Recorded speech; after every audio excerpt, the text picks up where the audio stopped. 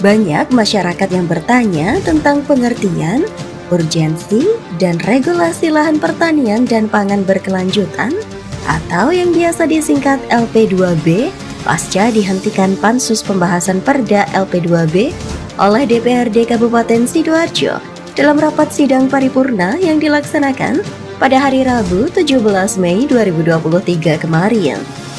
Berikut 9 fakta menarik yang dihimpun oleh tim channel9.com terkait penghentian pansus Raperda LP2B oleh DPRD Sidoarjo. Pertama, pengertian LP2B. Lahan pertanian pangan berkelanjutan LP2B merupakan bidang lahan yang ditetapkan untuk dilindungi dan dikembangkan secara konsisten guna menghasilkan pangan pokok bagi kemandirian ketahanan dan kedaulatan pangan nasional. Selain untuk menjamin ketahanan dan kemandirian sistem pangan, LP2B juga berfungsi untuk membatasi dampak negatif terhadap lingkungan karena meningkatnya populasi yang berdampak pula terhadap meningkatnya lahan huni dan industri. 2. Kenapa harus ada LP2B? Secara regulasi, LP2B menjadi pijakan utama bagi sebuah daerah untuk menentukan peta pembangunan kawasan, terutama yang berkaitan dengan ketahanan pangan dan keterjaminan sistem ekologis. Sehingga, dari produk hukum yang dihasilkan dari bentuk zona kawasan fungsi lahan ini, menjadi landasan hukum bagi pemerintah dalam proses penggunaan alih fungsi lahan. 3. Pansus Raperda LP2B DPRD Kabupaten Sidoarjo. Panitia khusus 16 yang membahas Raperda LP2B DPRD Kabupaten Sidoarjo ini beranggotakan 15 orang yang dipimpin oleh Adi Samsutyo dari fraksi PAN sebagai ketua dan Denny Haryanto dari fraksi PKS sebagai wakil ketua. Adapun anggota pansus yang lain merupakan perwakilan dari sejumlah fraksi, yaitu Ahmad Muzayyin, Wahyudin Zuhri, Muhammad Rojik, Setiawati, dan Sulamul Hadi Nurmawan dari fraksi PKB. Haji Suyatno, Haji Hoirul Hidayat, dan Haji Tarkit Erdianto dari fraksi PDIP. Haja Mimik Hidayana dan Anang Siswandoko dari fraksi Gerindra. Haji Haris MSI dari PAN, Muhammad Thoriqul Huda Partai Golkar, dan Haja Nur Hendriati Ningsih dari Partai Nasdem. 4. Penghentian pansus LP2B.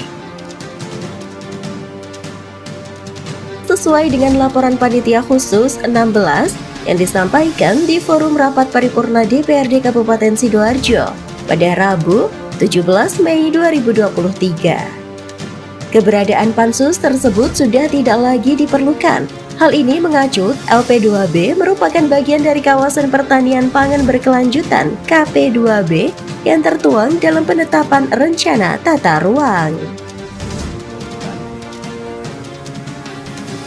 Dalam hal ini, Pansus 16 menilai adanya Undang-Undang Nomor 6 Tahun 2023 tentang Cipta Kerja merupakan Omnibus Law terhadap Undang-Undang Nomor 41 Tahun 2009 yang memberikan penegasan yang mendasar bahwa LP2B adalah bagian yang tidak terpisahkan dari RT RW Kabupaten. 5. Benarkah LP2B bagian dari RT RW? Rencana tata ruang wilayah yang selanjutnya disebut RT RW merupakan rencana tata ruang yang bersifat umum dari wilayah kabupaten kota yang mengacu pada rencana tata ruang wilayah nasional, rencana tata ruang pulau atau kepulauan, rencana tata ruang kawasan strategis nasional, RT RW provinsi, dan rencana tata ruang kawasan strategis provinsi. Apakah LP2B include atau menjadi bagian dari rencana tata ruang sebuah daerah? Jawabannya pasti ya. Karena dalam Perda RT RW juga mengatur tentang zonasi kawasan pertanian pangan berkelanjutan atau KB2B.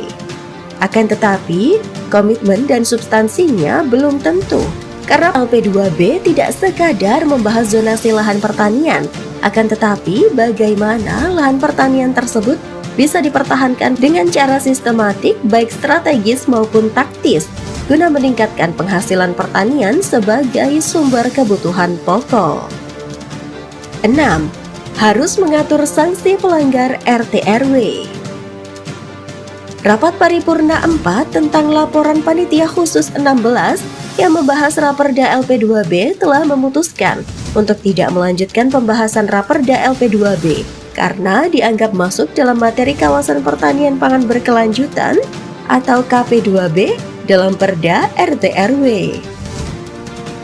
Oleh karena itu, dibutuhkan komitmen bersama terutama para wakil rakyat untuk memunculkan pasal penting dalam Perda RT/RW tentang sanksi yang tegas atau bahkan sanksi pidana bagi pelanggar RT/RW, terutama bagi para aparat yang bermain mata dengan para pengusaha yang secara sengaja menyiasati lahan persawahan dijadikan sebagai kawasan industri atau pemukiman sebelum dilakukan alih fungsi lahan.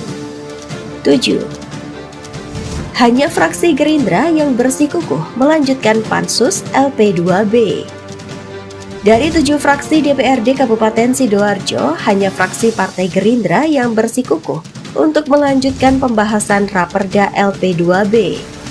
Melalui juru bicaranya, Haja Mimi Idayana menyampaikan bahwa Raperda LP2B merupakan perintah undang-undang dan memiliki landasan hukum yang kuat untuk dilanjutkan.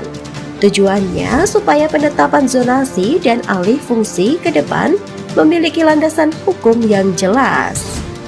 Maka dari itu, atas landasan tersebut kami, fraksi Gerindra, mendorong rancangan peraturan daerah tentang LP2B Kabupaten Sidoarjo untuk terus melanjutkan karena merupakan perintah undang-undang dan memiliki landas hukum yang kuat untuk dilanjutkan.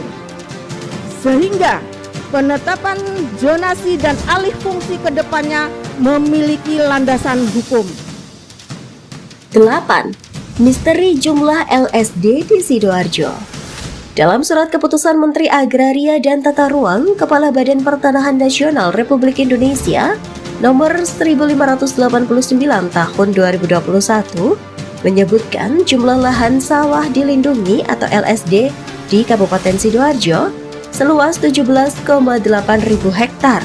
Artinya, kurang dari 3% luas daerah Kabupaten Sidoarjo yang luasnya mencapai 634,38 ribu hektar. Adapun secara realita, luas lahan sawah yang dilindungi tersebut bisa saja berubah, bisa saja berkurang sesuai dengan fakta otentik yang ada di lapangan, dan berapa jumlahnya tidak ada yang paham. Kita lihat saja dalam peraturan daerah RT/RW yang pada tahun 2019 gagal disahkan. 9. Belajar dari kegagalan Perda RT/RW tahun 2019. Belajar pada gagalnya pengesahan revisi Perda RT/RW tahun 2019 dikarenakan banyaknya kepentingan baik eksternal maupun internal terkait alih fungsi lahan. Pansus yang kala itu diketuai oleh Haji Tarkid Erdianto dari fraksi PDIP gagal mengambil keputusan karena tidak adanya peta pijakan yang kuat dalam mengurai banyaknya kepentingan. Seharusnya Perda LP2B ini dilanjutkan karena nantinya akan menjadi pijakan dan panduan Dewan dalam mengesahkan RT/RW. Ataukah sengaja tidak dilanjutkan untuk menutupi defisit lahan pertanian di Sidoarjo yang memang sudah habis dialih fungsikan.